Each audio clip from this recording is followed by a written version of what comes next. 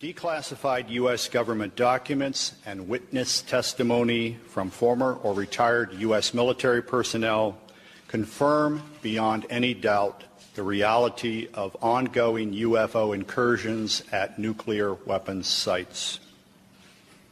When I say UFO, the witnesses have described these craft as disc-shaped or cylindrical-shaped or spherical. These objects are capable of both hovering and high-velocity flight, usually completely silently. Over the past 37 years, I have personally located and interviewed more than 120 of these former or retired military personnel, all of whom report UFO incidents at one or more of the following locations: nuclear missile sites, nuclear weapons storage areas, and nuclear weapons test sites in Nevada and the Pacific during the era of atomic atmospheric testing. I believe, these gentlemen believe, that this planet is being visited by beings from another world who, for whatever reason, have taken an interest in the nuclear arms race which began at the end of World War II. Regarding the missile shutdown incidents, my opinion, their opinion, is that whoever are aboard these craft are sending a signal to both Washington and Moscow, among others, that we are playing with fire, that the possession and threatened use of nuclear weapons potentially threatens the human race and the integrity of the planetary environment. Good afternoon. My name is Robert Salas. In 1967, I was a first lieutenant stationed at Malmstrom Air Force Base, Montana. I was a missile launch officer, and on March 24th, 1967, I was on duty at what we called Oscar Flight. It is a underground capsule hardened site, about 60 feet underground. We had security guards topside. The main guard is called a flight security controller. My commander at the time was Lieutenant Fred Mywald, now retired Colonel Fred Mywald. Sometime in the evening hours on March 24th, I received a call from one of my topside guards, the flight security controller, stating that they had been observing strange lights in the sky making odd maneuvers and wanted to report it. I thought it was kind of a strange report, but I took it seriously. You have to understand we were protecting nuclear weapons, and the reports we generally got were very professional. At any rate, I kind of dismissed the call. He called back about 5 minutes later. This time he was screaming into the phone saying they're looking at an object, a red glowing object hovering just above our front gate. This object was about 30 feet in diameter. He couldn't make out too much of the details of the object, only that it was pulsating, and he had all the guards out there. He was very frightened, wanted me to give him direction. I think I said something like, make sure nothing comes inside the perimeter fence. He immediately hung the phone up. I went to wake my commander, Fred Mywald, who was taking a rest break, started to tell him about the phone call, and just as I told him, our missiles began going into what's called a no-go condition, or unlaunchable. Essentially, they were disabled. While this object was still hovering over our site, our launch control facility. At that point, we went through our procedures. He reported back to the command post the incident.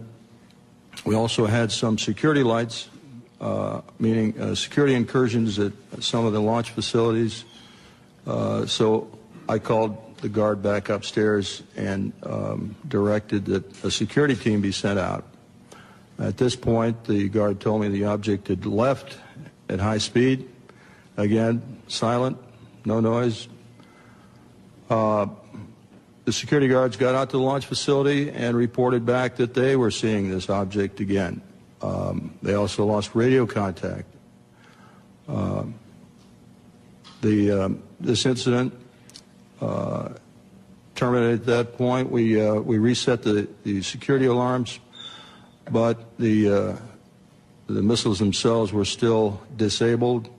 We had to call in for maintenance teams to come out and bring them back up on alert. The main indication we got from our equipment was this was guidance and control system failure.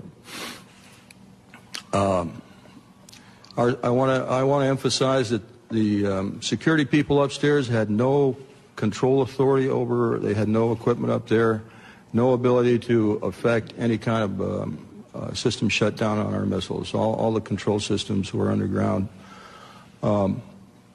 We were relieved the next morning. I reported back to the command post, the base, Malmstrom, reported to our squadron commander. He was white as a sheet, didn't know how to explain the event. I asked him specifically if it could have been an Air Force exercise, and he assured me that it was not an Air Force exercise. There was also a member of the Air Force Office of Special Investigations in the room. He ordered us to not ever talk about this. I even signed a non-disclosure statement to that effect. This was, and I didn't talk about it until 1994. I was able to come across a little paragraph in a book called Above Top Secret by Timothy Good. And on page 301 of that book, there's a short paragraph about missiles being shut down while UFOs were overhead. At that point, with the help of Mr. James Klotz, my investigator, we requested the Air Force to send us documents about this shutdown, not mentioning the word UFO. We did get the Air Force to declassify what we'll call the Echo flight incident. Let me back up a little bit. During the report to the command post, my commander, Fred Mywald, turned to me and said the same thing happened at another site. At the time, I thought he meant that evening, but it turns out the same thing had happened a week earlier at another site, and he was probably referring to the Echo flight. At any rate, at that point, when we got the Echo flight incident declassified, I felt I was able to come forward and start talking about it because I thought that's where I was. It wasn't until later I found out it was an Oscar flight, and I realized that not only our flight had gone down, 10 missiles, but the Echo flight also went down about a week earlier on March 16th. We have extensive documentation on the Echo flight incident that we received from the Air Force under Freedom of Information Act.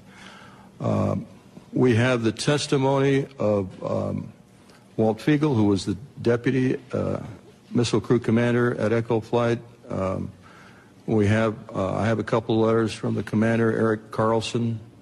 Colonel Mywald gave me a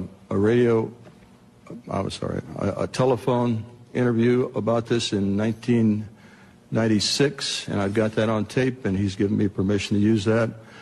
So we've got audio recordings of some of these witnesses. We've got written statements. We've got documentation from the Air Force. All of this supporting what I just told you.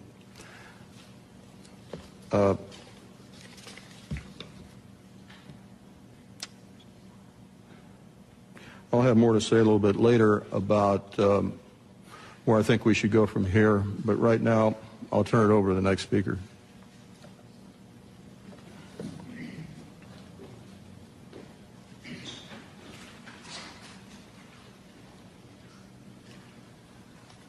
Good afternoon. My name is Dwayne Arneson.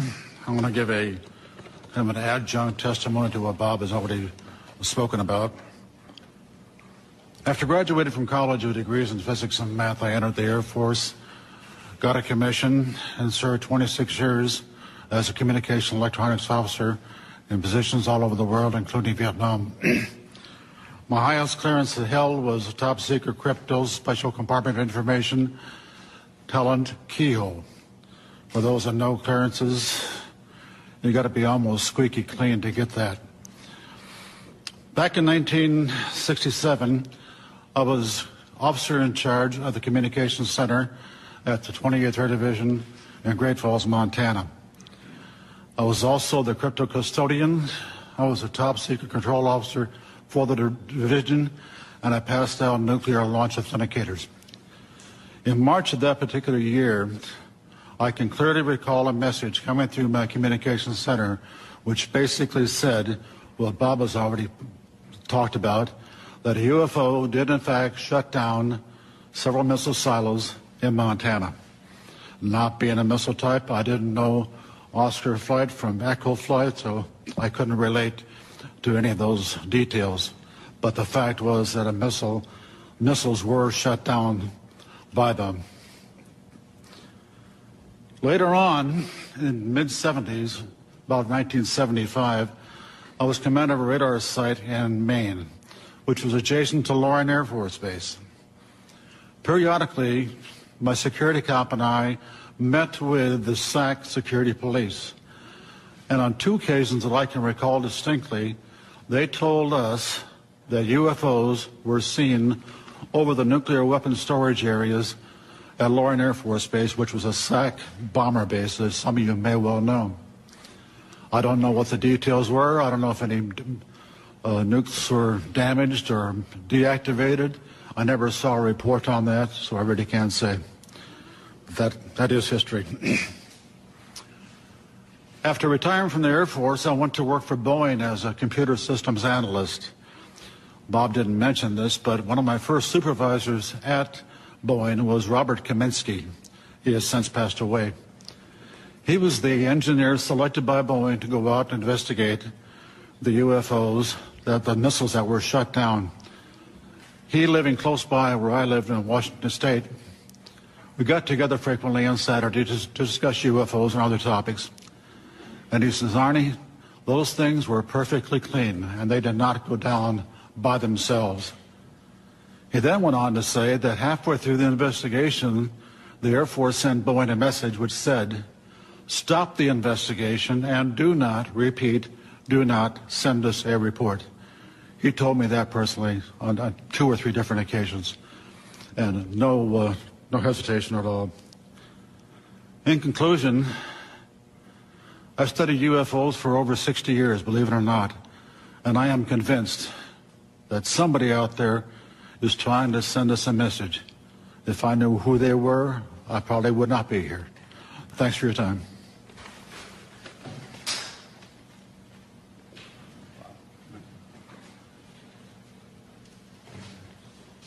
Good afternoon. My name is Robert Jameson. Between January 1965 and October of 1967, I was stationed at Malmstrom Air Force Base as a combat missile targeting team commander. Our main job was to point the missiles in the right direction. Also, we may be dispatched from time to time to a restart. In case any missile goes off alert, we have to restart and verify the targeting data. In March of 1967, I was on alert for dispatch. And that evening, I got a call from Job Control saying, a missile going down in Oscar flight, go out and restart it, which was nothing unusual up to this point. I called my team, then I went down into the hangar. As soon as I got to the hangar, some acquaintances of mine approached me and says, Bob, do you know what happened? No, I don't know what happened. And he says, well, a UFO was sighted over Lewistown, Montana, actually over Roy, Montana. Lewistown's the nearest town of any significance. But over the Roy, Montana, which is the center of Oscar flight. And when that UFO, at the same time that UFO was over there, all of Oscar flight went down. Well, that was highly unusual. I went to Job Control to verify it, and yes, they confirmed it. And I was looking at the status board they have, where they have a map of the whole wing. I noticed everything was green. All the lights, they have lights for the missile sites. All the lights were green, except one corner in the upper right-hand corner was all red. All of Oscar flight was down. I mentioned to them that doesn't happen. He says, well, it happened once before, about a week before. A UFO was sighted over Echo Flight. About the same time, all missiles in Echo Flight went down. He says, other than that and this is it. It's never have happened before. Personally, I'm never aware of any 2 missiles going down at the same time, let alone 10. I also learned, the people in job control was telling me, that earlier that day, a UFO was sighted over Belt, Montana, another town in Montana, small town east of Malmstrom. And it went into a canyon. And immediately they notified the Air Force. We sent a team out there to investigate it. And sure enough, there was a UFO apparently at the bottom of that canyon. Job control told me, go over to the emergency command post they have set up in the colonel's briefing room. I had access to that location. I went over there. The room was too crowded to really gain anything. I did hear radio contacts with a team out on the field mentioning lights at the bottom and everything, but I couldn't get too close enough to really find out what was going to happen. I left the room and started wandering around getting my team ready. Went into debriefing. We always go, before a job, we go to a debriefing. There's where they give us information such as road conditions and weather conditions, things we might expect out in the field. So I went over there, and they went through the normal debriefing, and then they said to me, now I want you to go to another table at the other end of the briefing room for a special briefing. I went over there, and another NCO approached me. I knew him because he sometimes was our debriefer or briefer. And he says, look, we have a problem. We have UFOs in the area. They've been messing with our missile sites. There are certain procedures we want you to do if you should see one out in the field. And he proceeded to tell me what to do. If we're out on the road, we see a UFO, we do not go to the launcher, but instead to the nearest launch control facility. Also, we call job control and let them know what we're doing. If we're at a site and we're penetrating, then we have to stop what we're doing, remove ourselves from the site, call job control. We'll have radio contact with all these.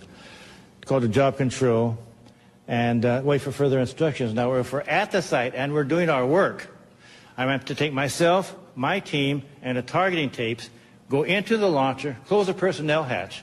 Now, all the teams, before you go out into the field, will take with us an armed guard. That's just normal. We have to leave the one guard, armed guard, on top, all by himself, and he's supposed to report to job control or the launch control facility of what he was seeing. And I says, okay, but then he says, one other thing, don't leave yet. We're going to hold everybody back until we're sure that all the activity out in the field has ceased, at least for the time being. So I waited around about an hour and a half. He was all ready to go. Then they contacted me and says, okay, you can go now.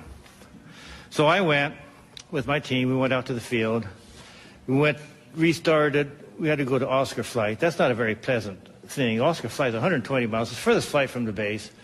And in Air Force trucks, that's not the most comfortable ride. But nevertheless, we went out to Oscar Flight, and we restarted, I think it's either 3 or 4 missiles. This is where Bob was at the time. We restarted 3 or 4 of their missiles. The startups were successful, and I saw no incidents in the field. When I came back, we have to go through debriefing. First things I asked them upon return to the base, what about this missile out in Belt? They said as soon as daylight came, we were going to send choppers over. It was nighttime when they first saw it, and no one's going to have them scale down the mountain at nighttime. So they were going to send some choppers down and scale the mountain, scale the canyon daylight time. But as soon as daylight time came up, this thing shot up right through everything and just disappeared, more or less. So that was that. Now, also, about a week later, I also heard that a UFO was sighted over India Flight, and there was a partial shutdown. I think 4 or 5 missiles was shut down at India Flight with a UFO overhead, not the whole flight. And I had to go out and restart at least 2 of them. And then the rest of my time at Montana, I was involved in no more further UFO incidents. Nothing else happened. And then I went on elsewhere. Thank you.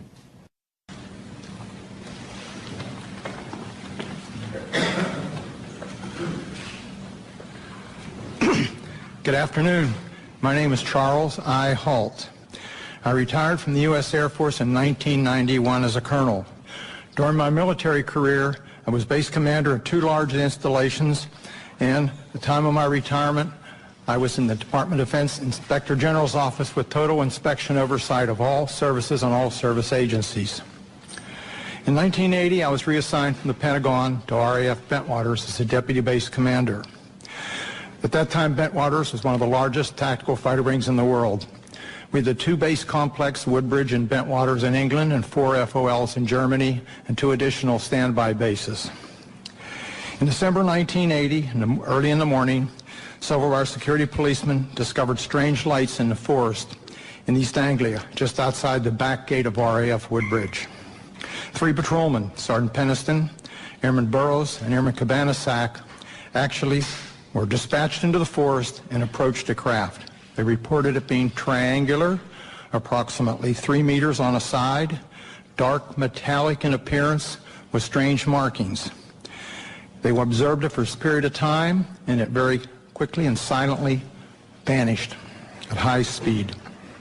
Initially, I was not aware of all the details. I was only told of strange lights, and I was sure there was a logical explanation. 2 nights later, at the family Christmas party, we were interrupted. The on-duty flight commander for the security police squadron, Lieutenant Bruce England, came and approached the base commander and I. He was white as a sheet. He said, "It's back." We said, "What's back?" He said, "The UFO." Well, we still were, I should say, non-believers at that point. Since my boss had to do the presentations, I was tasked, unfortunately, to investigate. So I went home and changed clothes. I really expected to find a logical explanation. I took several security policemen with me, a disaster preparedness NCO who took an APN-27, a Geiger counter, and a camera. I also had my small cassette recorder I carried everywhere when I was on duty. I was taken to the supposed site. We found indentations approximately 1.5 inches deep, approximately 6 to 8 feet on a side, and radiation of 8 to 9 times normal background radiation. Not enough to be dangerous to somebody, but significant. We also found broken branches on the trees. While we were milling around trying to make sense of the whole thing, one of the individuals with me suddenly spotted something. Off through the forest was a bright, glowing object. The best way I can describe it, it looked like an eye, with bright red with a dark center. It appeared to be winking. It would sort of wink. It was shedding something like molten metal. It was dripping off it. It silently moved through the trees, avoiding any contact. It bobbed up and down, and at one point it actually approached us. We tried to get closer. It receded out into the field, beyond the forest, and silently exploded into 5 white objects. Gone. So we went out into the field looking for any evidence, because something had apparently been falling off it, and we found nothing. But while we were searching around in the field, one of the people with me noticed some objects in the sky to the north. There were 3 or 4 objects in the north, brightly colored, changing from elliptical to round, and moving at very high speed and sharp angular movements as though they were doing a grid search. While we were watching them, somebody else noticed to the south there were 2 objects just sort of hovering in the sky. One object approached us at very high speed, best guess is 3,000 to 5,000 feet, somewhere in that neighborhood, stopped directly overhead and sent down a concentrated beam at our feet. It was about 1 foot in diameter. The best way I can equate it is sort of a laser beam. We stood there in awe. Was this a warning? Was this an attempt to communicate? Was this a weapon or just a probe? Just as suddenly as it appeared, click, it disappeared. We stood there, really concerned. About that time, we noticed the other object to the south was sending down beams, about a mile, mile and a half away over Woodbridge Base. We had 3 different radios with us, the police radio, the security police radio, and I had the command net. All 3 radios were functional, and we were talking to control centers. They were constantly breaking up, and we had great difficulties communicating, but we were able to discern that on the police and security net that some of those beams were either falling into or near the weapons storage area, and there's a great deal of concern. It really bothered me at the time. Every time something of significance happened that night, I kind of clicked on my little tape recorder and recorded it so I'd have a record of it for the next day. Unbeknownst to me, a copy of that was released by one of my co-workers several years later, and hence there was a lot of publicity. My superiors at the time were informed what happened. I briefed my boss. I played the tape for him. He listened intently. He was aware of the incident because he was monitoring the night before on the radio. He and several others were. He took the tape to the 3rd Air Force staff meeting the following Wednesday. 3rd Air Force was the Air Force headquarters at that time in England. Played it for General Baisley, the commander and staff. They all sat silently. The decision was, it happened off the base, so it's a British affair. In other words, they were loath to get involved. So my boss came back and threw me the tape recorder, and I said, well, what do we do, boss? He said, get with Squadron Leader Moreland, who was the British liaison officer, and do a report. It's their problem, not ours. Gosh, here I am kind of caught in the middle, and I'm a junior guy here. Whoa, why did I ever get involved? Well, Squadron Leader Moreland was on vacation in Wales at the time. He came back, and he was quite upset that he was in the middle of the thing, too. So he said, well, write a memo. So I wrote I shall call it a cleaned up memo, just kind of unexplained lights, just to kind of get them to come out and investigate and look into the thing. Well, I gave it to Moreland, and unbeknownst to me, Moreland sent a copy to his superior at 3rd Air Force. I didn't know that at the time. The copy to MOD was apparently buried in the files. Days turned into weeks, and weeks turned into months, and I almost forgot about the incident, to be honest with you. Gave up. Several years later, one of my co-workers was playing a copy of my tape at cocktail parties and caught somebody's ear. Somebody started asking questions, and he said, oh, Holt wrote a memo. The next thing we know, there was a Freedom of Information request came into Bentwaters. Of course, there was no official copy. We didn't have word processors in those days. We used typing manifolds in the old typewriters. We were just transitioning. And the only copy was an onion skin that I had in my desk. So my boss went back and said, there's no official record of it. Well, somebody else found out the 3rd Air Force had a copy. Well, Pete Bent, a good personal friend of mine, was the acting 3rd Air Force commander, called me and he said, hey, Chuck, I've got a copy of this memo. We're going to have to release it. I said, please, burn it. Your life and mine will never be the same. You and I don't need this. Well, need I say more? The tape came out, unbeknownst to me. The memo came out, and a lot of publicity. But the event certainly happened. Now, some things have happened since then. I was very innocent at the time and believed what I was told. I asked the OSI if they had an interest, and I was told, oh, no, not at all. Wrong. I found out later that the airmen were, how shall I say, pretty harshly interrogated that were involved. I have never been debriefed. I also found out later that the tower operator, both the tower operators at Bentwaters saw an object and picked it up on their Bright 2 radar and watched it. I found out that the tower operator in the weapons storage area actually saw something, as did a comm man who was working there, and saw it go down into the forest near us. And also several other people around the base saw it. It's kind of interesting. What did we see? I have no idea what we saw that night. I do know it was under intelligent control, and in my personal opinion, it was either from another dimension or extraterrestrial.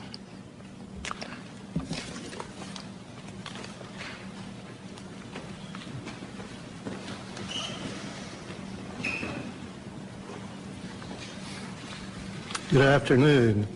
My name is Jerome Nelson.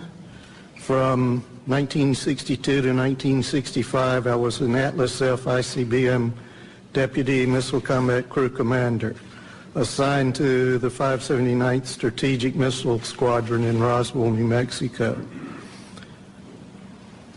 Sometime during the winter of 1963 through 1964, while I was on alert duty in the Launch Control Center at Atlas Site 9 west of Roswell, my topside security guard called me on the telephone and reported a bright light that is a fully illuminated round object was hovering silently over the missile silo and shining a light down onto it. I could tell that he was serious, and his voice revealed he was very frightened. After perhaps 5 minutes, the object left the vicinity. Even before it left, I called the base command post at Walker Air Force Base and reported the incident. I was concerned the object would somehow sabotage the missile. I was surprised by the response I received, being told that the command post would take the unauthorized excursion under advisement. I was never debriefed by my commander or anyone else, which I found quite puzzling and frustrating. Over the next month or so, this type of incident occurred several more times while I was on duty at Site 9. I would estimate the total number as more than 3, but fewer than 10. On each occasion, I would call the command post, but each time my report was met with the same apparent indifference. During each of these incidents I witnessed, the guard would call the Launch Control Center and report the UFO. Several guards were involved over time and were all obviously frightened by the object hovering over the site. Their voices were actually trembling. Because of my duties in the Launch Control Center, I could not go topside and look at the objects myself. Only decades later I learned that at least one missile facility technician, Bob Kaplan, had been ordered to report to the Office of Special Investigations on base and make a report about the similar incident he had witnessed at Site 9 during the period. At the time, this development was kept from me and my missile commander. I do not know whether anyone else was interviewed by the OSI, but I wasn't. That's my report.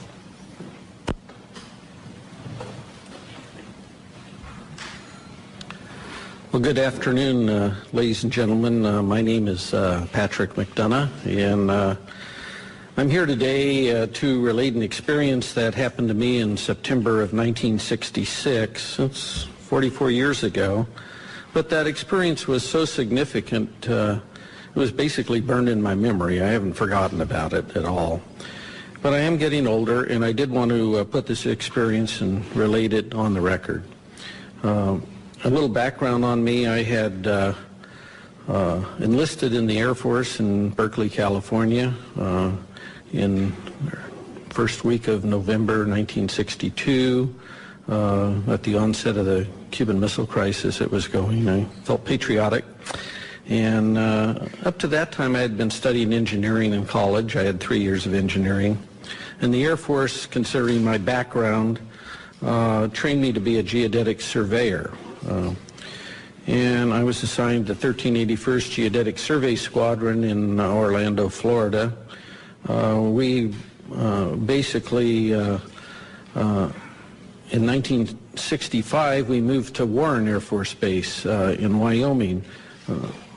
On average, I would spend 9-10 months a year on temporary duty, surveying for latitude and longitude at our missile sites and aircraft bases for positioning missile and aircraft guidance systems.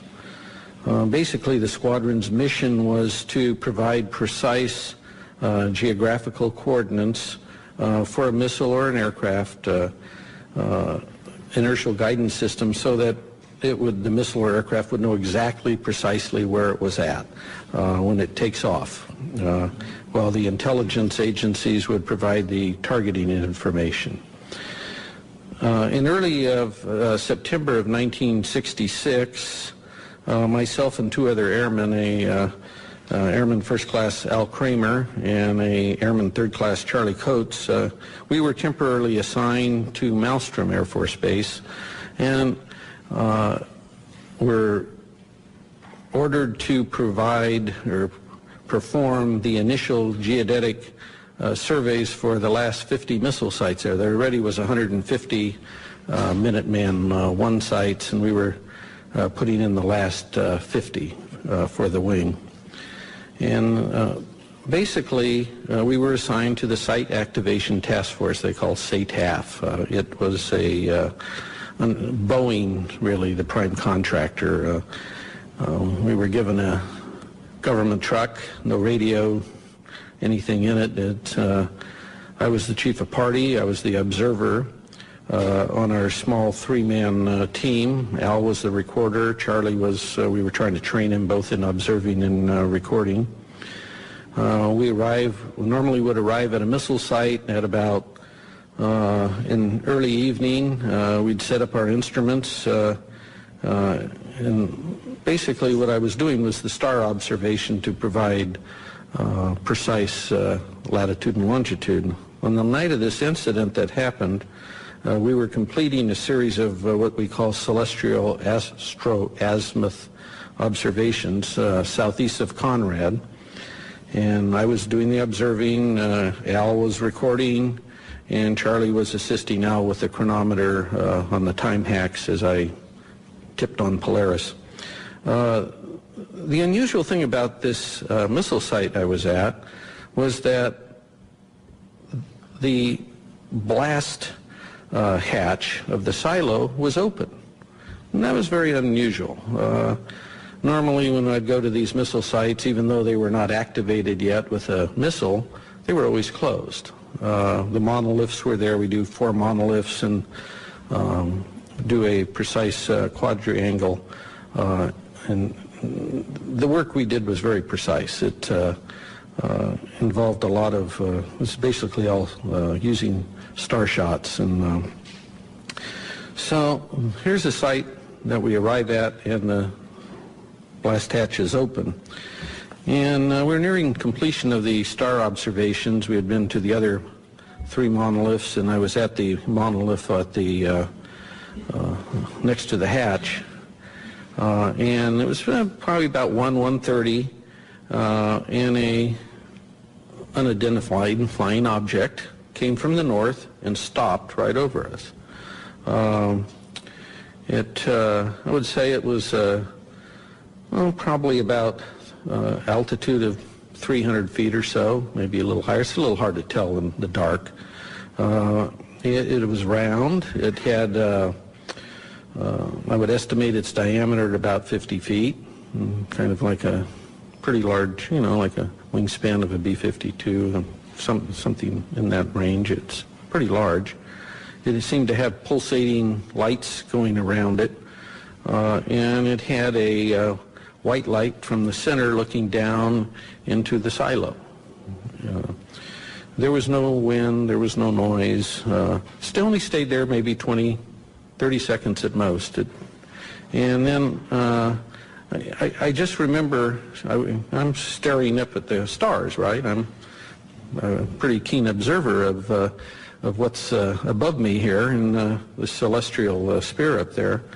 And I just said to myself, what if this thing beams us up and takes us off to some distant place and never return to Earth again? I mean, this is going through my head here while this thing's above me. And then from this dead stop, it shoots off to the east, just like now you see it, now you don't. It just, phew. So after this UFO departs, I grabbed my instrument and jumped in the truck behind the steering wheel, and off we went. And we weren't about to be there if it came back. We didn't have guards with us because there was no missile. We didn't have a radio because we're not really in contact with the Air Force Base. I don't know any of this other stuff is even going on, to be honest with you. I mean, we're just kind of out there on our own doing these sites and mailing our material back. It was wasn't even aware there was a UFO problem per se. But as it turned out, the night's events weren't totally over with us at that point. As we sped away and on our way back to Conrad, and the Army Corps of Engineers had base rocked all the roads to take the weight of these missiles they were bringing in. And of course, these are new sites, and they took down all the signs to make the roads wider. And I go over the hill and come down, the headlights come down, there's no road there, it teed, And so I tried to make you either went to the right or left. I tried to go to the left towards Conrad, and the truck flipped over, and we ended up upside down. Fortunately, none of us were hurt. We walked probably about 2 hours to the nearby farmhouse, if you call that nearby, and called the Montana Highway Patrol, The farmer drove us back to the accident site, and it was interesting when the highway patrolman arrived, because we told him, how did this occur? He was asking us, and I told him that his dispatch had told him there had been over 20 reports to his office that night in reporting a UFO in the area. I wrote incident reports to the SATAF, Boeing, Montana's state regarding the accident. But, what was interesting was I never heard anything from the Air Force regarding the incident. And I never had to, there was no retribution or reimbursement required from me for rolling this truck. And this truck had 18 miles on it that afternoon. It was a new truck. Okay, so nothing, I heard nothing. So this part was good because I didn't really want to buy the truck. I went back to my headquarters at Warren Air Force Base, and about a month and a half later I was discharged. I did not mention wrecking this truck up in Montana on one of my TDYs. They didn't ask me, and I didn't mention it. I didn't want to buy it. But I must say now, in my 4 years that I had with this Geodetic Survey Squadron, I had worked on the latest missiles and aircraft in the U.S. Air Force inventory. And I worked everywhere on these guidance systems. And I never saw anything in the Air Force inventory that could perform like this UFO did. I don't know what it was, but we sure didn't have any. I never saw anything like it. And I'd like to thank all of you for being here today, and thank the National Press Club. Hopefully someday we'll know in the near future that the government will perhaps release any information they have on UFOs. Thank you very much.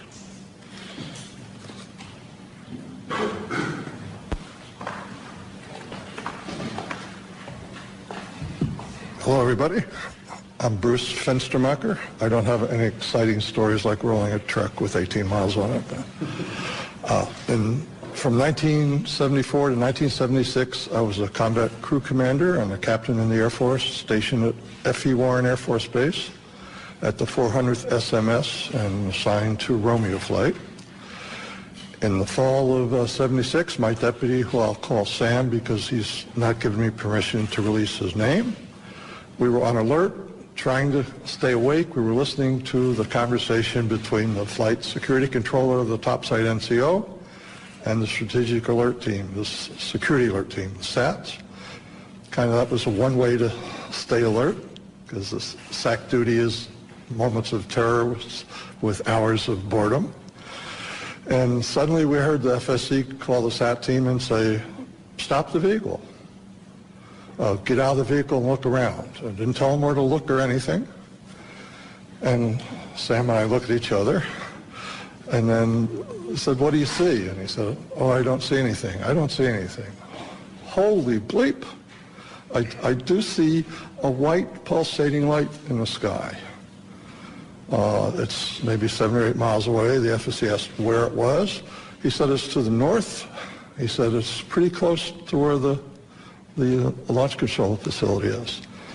So my deputy and I did a double take. We called upstairs and we said, what's going on? He said, you're not going to believe this, Captain, but right above us there's a huge white thing, pulsating light above us, and I had to call them to make sure I wasn't seeing anything. Upon prodding, he told us it was shaped like a fat cigar. I think he said a pregnant cigar. White pulsating light. Between the pulsations, he saw red and blue lights. It was silent, because I prodded him saying, is it some sort of helicopter? He said, no, it's very silent. We're talking to him for several minutes, and he says it's starting to move away along our access road. So we hung up. My deputy and I are saying, what do? We got to report this. He calls down, the FSC calls down shortly and says it's over one of our launch facilities, the missile silos, and it was the closest one along the access road. So I ordered the SAT team to go to that site. And they called in through the FSC, so they had to go back for batteries. And they were a little slow getting out, so I was kind of ordering them, come on, get on, get going. And at the same time, we contacted SAC command post at F.E. Warren. And the NCO answered, and we told him the story, and he laughed and said, when it eats the SAT team, call me back. So the SAT team never got to that LF. It silently moved again to another launch facility. We called the SAT team 3 or 4 times. I'm sorry, we called command post 3 or 4 times. The last time, and we got the same nonchalant attitude. The last time I said, are you logging this? And they said no. So I said, give me the officer in charge.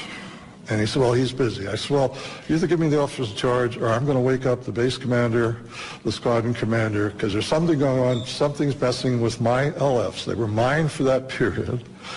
So the officer came on and I said, you need to log this or I'll wake everybody up. He said he would. He called us, his NCO, a different NCO called us back a few minutes later, took the log of what had happened in a timely sequence. So it went to another LF. The SAT team had to come back for gas. Then it said it had car trouble. It could only go 5 miles an hour. So long story short, after several, about an hour and a half, the flight security controller said he could see it over another launch facility still down the road. And then he said it suddenly and silently just went away up to a star size and then disappeared. So that was it. It was an exciting rest of the tour. The next day we were relieved by another crew to go back home. And I went upstairs and the FSC is lying like in a chair in almost a fetal position. And I talked to him and he was scared. He said, I can't sleep. I can't get that thing out of my mind. And I said, what the heck was with the SAT team? He said, both my deputy and I were prior service, so we got along well with the enlisted guys. So I said, if you promise not to tell anybody, they told me they were not going to go to any LF with that thing over it. No direct orders, no nothing, and in fact, they never left the launch control facility. We picked up the Quebec team on the way back, the Quebec crew, because Quebec was on the way to Romeo, and SAC liked to save a little gas, so we road share.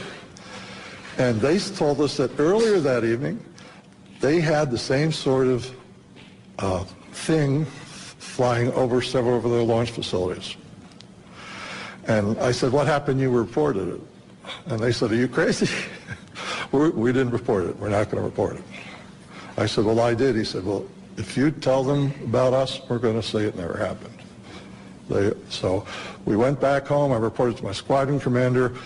The next few, we always have departure meetings when you go out for alert. The next several departure meetings, we had an unusual visitor. We had an officer in a uniform telling us that you may have heard rumors about this. It didn't happen. It's top secret.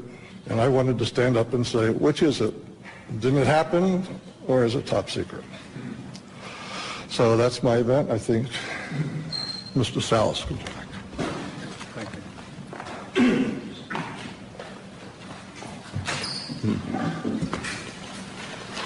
What you have heard here today is evidence of a phenomenon.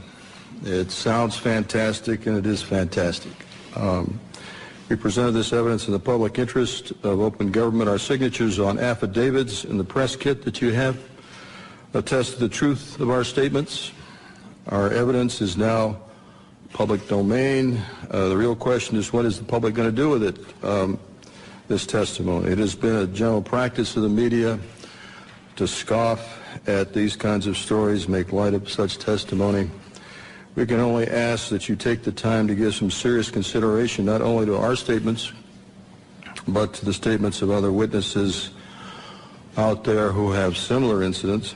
There is also documentary evidence that helps support what we have said. We hope you will take the time to at least take a look at those, research this a little bit. And if you do, I think you'll come to the same conclusions that we have. That is that the UFO phenomenon is real, not imaginary. There's current excessive secrecy in our government surrounding this phenomenon. Unknown aerial objects have in fact been observed over many of our nuclear weapons bases and other nuclear facilities, and in some cases the appearance of these objects coincided with compromising the operational readiness of our nuclear weapons. Although each of us might have different opinions about the meaning and intent of these incidents, I think we can all agree that the tampering with nuclear weapons is a national security concern. This is Air Force official policy on UFOs. This is dated 2005, but I believe it is current policy. I'll just read one part of it. It says, no UFO reported, investigated, and evaluated by the Air Force was ever an indication of threat to our national security. That is clearly misleading. It is false based on our testimonies.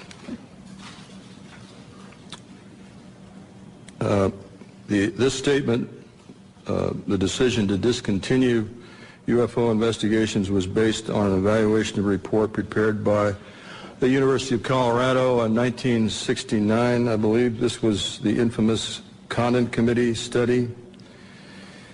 There was substantial evidence to show that study was superficial and biased. In particular, the Echo and Oscar incidents I spoke about were never investigated by the Condon Committee, even though their principal investigator was well aware of these incidents. Obviously, the testimony given here today conflicts directly with that Air Force policy statement.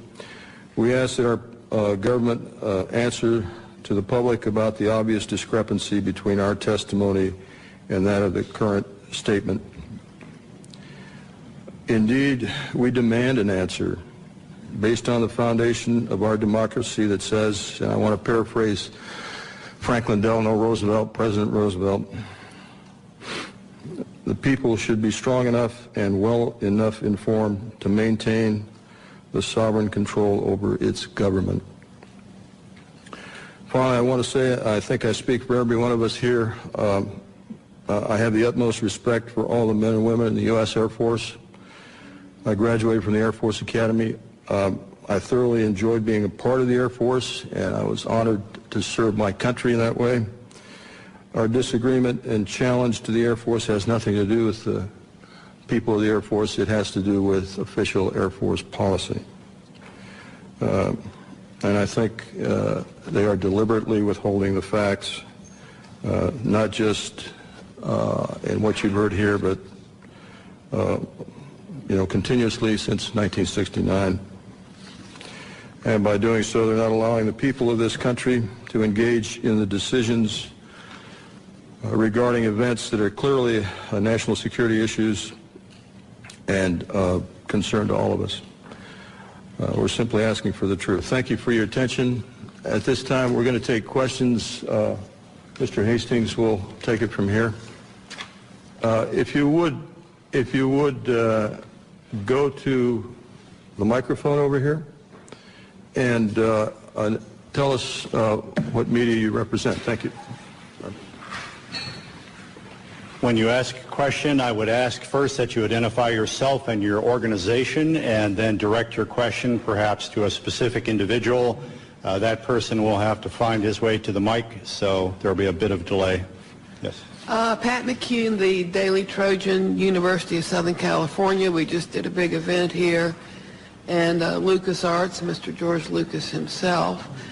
I wanted to commend all of you. You guys are soft-spoken, but you carry a big stick, and that's exactly the way to approach this issue. I remember when UFOs first got going, it was like a laughing matter until they started revealing themselves in the deserts, Arizona, Colorado, and so forth and so on. I'm standing up here not only because if I'm a resource to anybody, if LucasArts is, please let me know, and I'm glad to do whatever I can to help you. As well, I wanted to point out that my friend Charles Stone back here is something of a real authority on UFOs. He does quite extensive work on websites and all, and is a real authority if you need some questions answered. That's it. Hello, Jeff Schogel with Stars and Stripes. Two quick questions. Mr. Hastings, you had mentioned that this is an ongoing phenomenon. Is there an incident later than 1980 that you are aware of? And then also, are there any testimonies here today that are new that have not yet been documented or been in the public domain?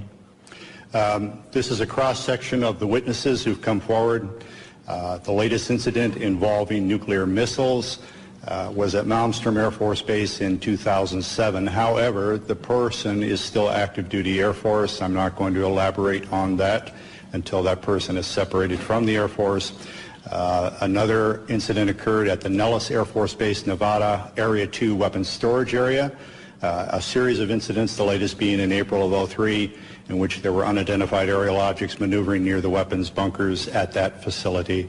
More recently, civilian sighting reports in Orange County, California, at the Seal Beach Naval Weapons Station, a series of bunkers, again, containing nuclear weapons. There were local media reports of multiple sightings in March of 2009 near this weapons storage facility. This is ongoing. This is the tip of the iceberg.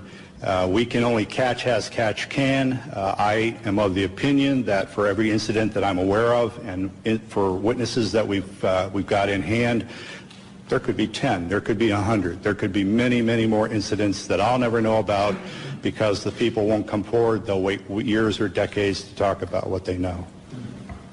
And is anything that has been said here not been in the public domain before? I'm sorry? Anything that has been said here? I know I've heard the incident that Mr. Holt referred to. I've seen Mr. Salas. Is there anything here? The other people that you've heard here today, I reckon you have not heard about. The testimony of the majority of these people have not hit the national airwaves, so to speak, or the national media. There have been websites, I've written articles and so on, but the majority of these witnesses have not received national or international exposure. I think if we could maybe limit one question per person so we can get everybody accommodated. Yes. Gentlemen, Stephen Smith, KSHE Radio, St. Louis. I commend you all for being here. What an incredible panel. And Robert, you and I have always spoken over the phone. I'm still editing the book.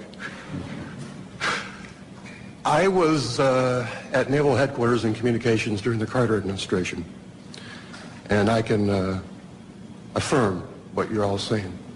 This phenomena is incredibly real. And one day, a gentleman came into our comm station, came up to me, I had never seen him before in my life, and said, "Do you know that we have aliens on ice?" And I was just taken back and speechless. I didn't pursue with any questioning. And he turned around and walked away and walked out. I have been a contactee twice in my life, both times in Santa Monica, California, one in 1986, one in 1997. Incredible experiences that I won't go into detail right now. But I just want to say, bravo, gentlemen. Thank you.